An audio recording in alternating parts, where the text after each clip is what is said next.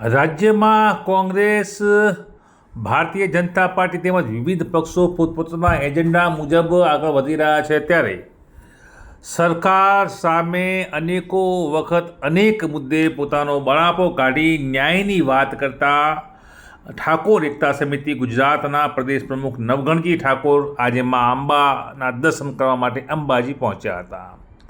નવઘણજી ઠાકોરે અનેક મુદ્દે વારંવાર સરકારને ઘેરી છે, જ્યારે સરકારના સામે કોઈ પણ બાબતે જે લોકો છે, પીડિત છે, શોષિત છે, અન્ય સમાજના લોકો હોય છે, ખાસ કરીને ઠાકોર સમાજના, SC ST સમાજના લોકો છે, OBC સમાજના લોકો છે, તે માટે તેઓએ પોતાના ન્યાયના અવાજને બુલંદ કર્યો છે. ત્યારે મા અંબા ધામમાં પહોંચેલા નવઘણજી ઠાકોરે અંબાના આશીર્વાદ લીધા હતા અને અંબા પાસે કામના પણ કરી હતી. તે બાબતે તેઓએ કહ્યું હતું કે 2026માં કદમની સરકાર બને ને તે માટે તેઓ મા અંબાના ચરણોમાં પ્રાર્થના કરી છે.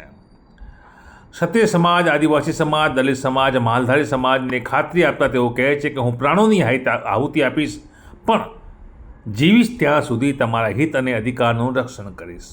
શું કહી રહ્યા છે નવઘણજી ઠાકોર? આવું જોઈએ. આજે અંબાજી મુકામે મા અંબાના દર્શન કરી માતાજીના આશીર્વાદ મેળવી અને આગામી 2027ની અંદર ગુજરાતમાં કદમની સરકાર બને. કદમ એટલે ક્ષત્રિય, આદિવાસી, દલિત, માલધારી, મુસ્લિમ તેમજ સમગ્ર ગુજરાતના OBCમાં આવતા નાના પસાદ સમાજો, તમામ સમાજોનો સાથ અને સહકાર લઈ અને આગામી 2027ની અંદર કદમની સરકાર બને તેવા માતાજીના આશીર્વાદ લીધા.